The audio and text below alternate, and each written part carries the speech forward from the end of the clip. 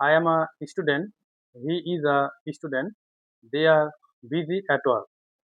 তো দেখেন, এই যে ৩ টি বাক্য আমি বলেছি, যদি জিজ্ঞাসা করা হয় এই ৩ টি বাক্য কোন টেন্সে রয়েছে, অধিকাংশই উত্তর দেবে এই ৩ টি বাক্য প্রেজেন্ট কন্টিনিউয়াস টেন্সে রয়েছে।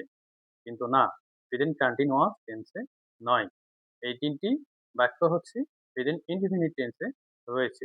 তাদের যুক্তি হচ্ছে am, is, are এই ৩ টি যেহেতু প্রেজেন্ট কন্টিনিউয়াস টেন্সের সাহায্যকারী ভার্ব, তাই এই ৩ টি বাক্যই প্রেজেন্ট কন্টিনিউয়াস টেন্সে রয়েছে। কিন্তু আরেকটা যুক্তি আপনাদেরকে দেখাতে হবে। দেখেন, এই যে ৩ টি সাহায্যকারী ভার্ব এখানে আছে, এখন এই ৩ টি সাহায্যকারী ভার্বের পরে কি মেইন ভার্ব আছে? অবশ্যই না।